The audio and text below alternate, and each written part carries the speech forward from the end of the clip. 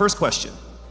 If you are under strict quarantine and isolation, what is the most important mobile app for you and why? The most important app during this whole quarantine was my Bible. Having faith in the midst of this pandemic was very vital to me, not only for my mental health, but also for my sanity.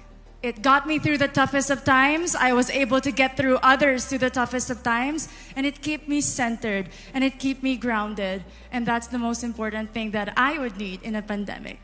Thank you. Thank you very much. Are you ready for your second question? Yes, bring it on. All right, here it comes.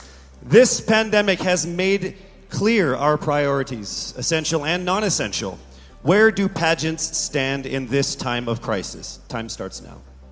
As we all know, pageants are a very, very inspiring event. Not only to the Philippines, but to every country who supports pageantry. It is important to stage a pageant and to show the Philippines that we are much more than our setbacks, than our failures, and that we are able to overcome any adversity. Having a pageant symbolizes hope, and right now on the stage, that is who we are. Thank you. Thank you very much, Quezon City, Michelle Gumabao. And now we move on to our next candidate. From Cavite, Kimberly Hackinson, aka Billy. Good evening, judges. All right. Here's your first question. What advice will you give to a first-time voter for the 2022 elections? Time starts now. We have fought long and hard for our right to suffrage. And this is not something that we should waste. For us to be able to complain and be able to appreciate the things that we have as Filipino citizens, we have to vote. We have to participate in selecting our leaders. Thank you. Thank you very much. All right, here is your second question. This pandemic has made clear our priorities, essential or non-essential. Where do pageants stand in this time of crisis? I am someone who is usually an independent person. But because of this beauty pageant, I realized that I needed to ask for help. That I needed to reach out to people. And same goes for everyone else. To be able to survive something as big as this pandemic, altruism should be practiced and cooperation is always the key. Thank you. Thank you very much. Round of applause for Cavite, Kimberly Hackinson. Next up, we shall hear from Bohol, Pauline Amalinks. Your first question. What factors influence you in deciding on what to buy or post online? The factors that help me decide that is basically what I want to put out there, what I want to show the world about myself, how I want to portray myself. What matters most is that we know who we are, that we are true to our authentic selves, and that we always try our best to show and share that to the rest of the world, and hopefully inspire them to do the same. Thank you. Here is your second question. This pandemic has made clear our priorities, essential and non-essential.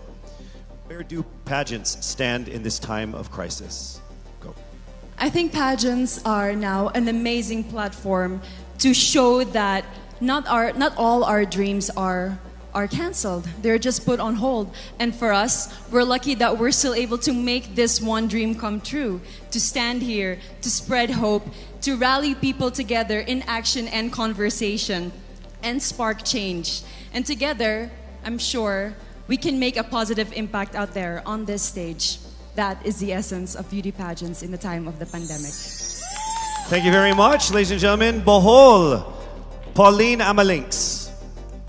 Now let's call on Iloilo. Rabia Mateo. Good evening. Good evening, Casey. How are you doing? I'm nervous. For everybody. Okay. So I will ask you two questions. You're able to choose a number backstage. After you talk for 30 seconds, you will hear this. And then I will ask another question where you receive another 30 seconds. Clear? Yes. All right, here we go. Your first question. If you could create a new paper currency with the image of any Filipino on it, dead or alive, who would it be and why? If I were given the chance, I want to use the face of Miriam Defensor Santiago. For those who don't know, she was an Ilongga, but what I admired about her is that she used her knowledge, her voice to serve the country. And I want to be somebody like her, somebody who puts her heart, her passion into action. And after all, she is the best president that we never had.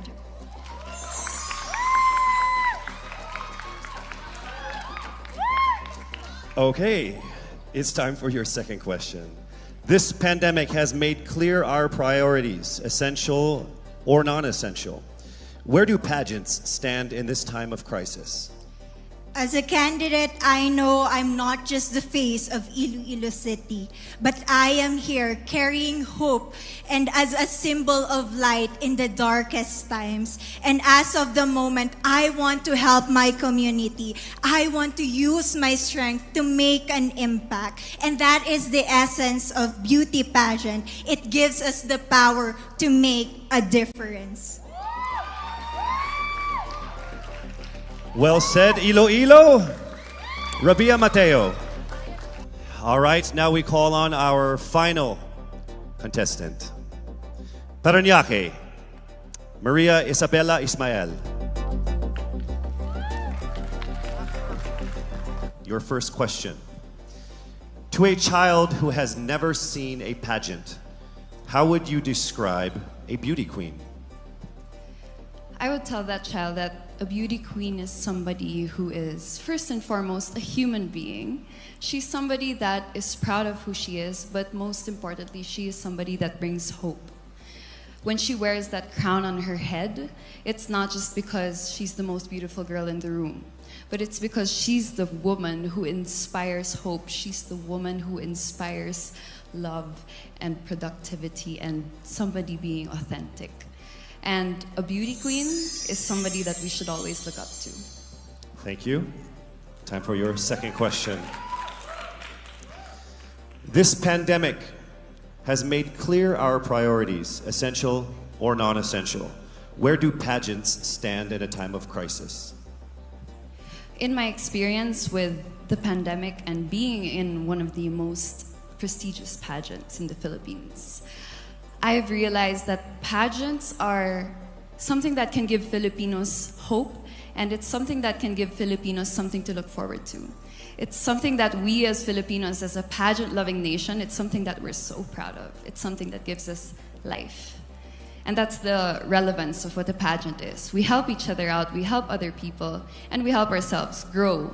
We help each other prosper through any negative aspect. Thank you very much. Round of applause, Parañaque, Maria Isabella Ismael. Thank you so much.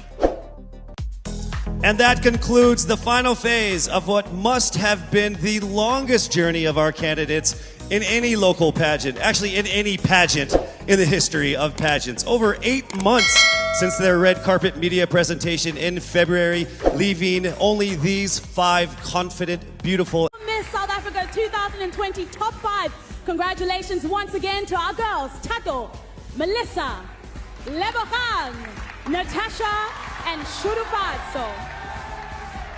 Now, one of these young ladies will be crowned the next Miss South Africa in just the next 40 minutes. But first, 2 very, very crucial rounds of judging. First up, question and answers. Each judge will ask one contestant a question that is unknown to them, and of course, they will have 30 seconds to answer that question. Anele, first of all, you look regal tonight.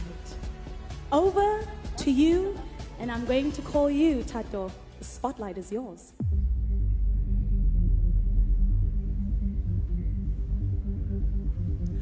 First things first, well done for making this far, Tato. You look absolutely wonderful tonight. My question to you is, South Africa and the world became a global community in the last 10 months. What were the glaring inequalities that separated us, and what unified us? Good evening. What separated us is what has always separated us, which is the socio-economic equalities. I mean, some people were trying out new recipes, meanwhile others were starving. But I think what united us is that we all suffered some kind of pain and were able to understand a pain because you've experienced it, therefore can recognize it in someone else. I think we were united by the pain, so we showed more compassion and more caring towards each other. Thank you. Thank you, Sato.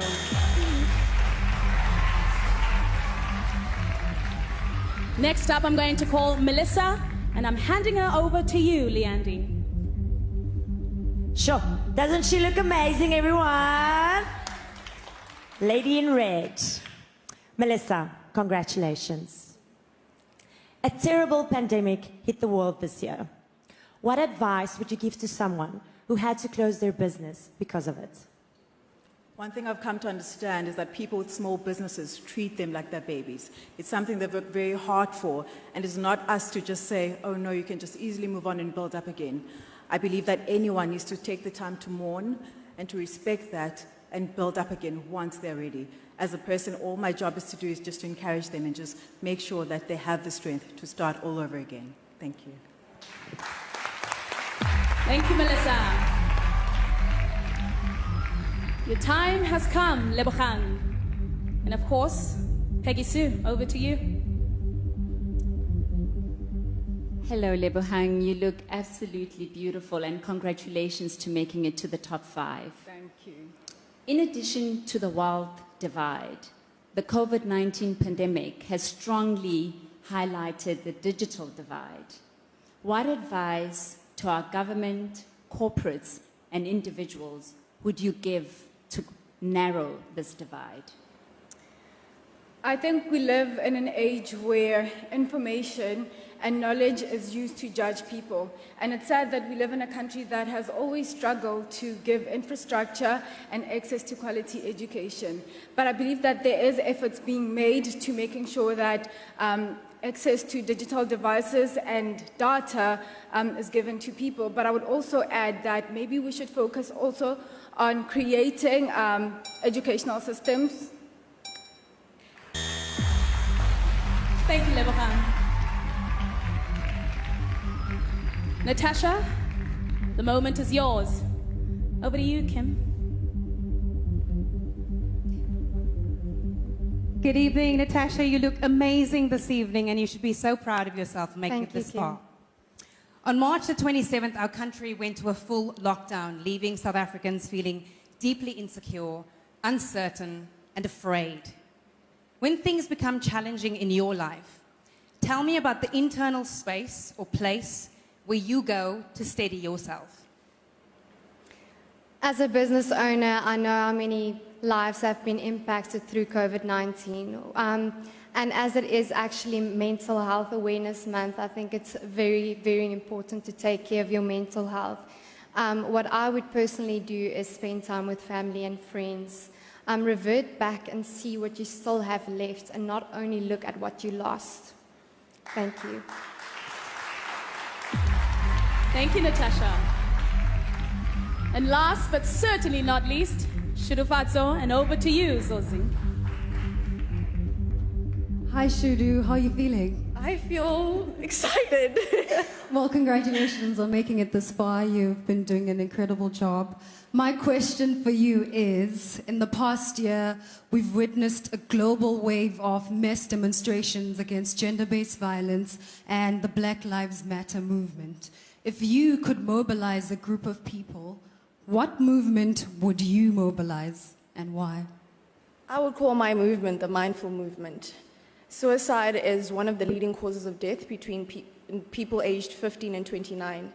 1 in 3 people are expected to suffer from mental illnesses in their lifetime. So I believe that mobilizing people to strive for mental health would actually fix so many social ills in our society. And that is what I would mobilize. Thank you.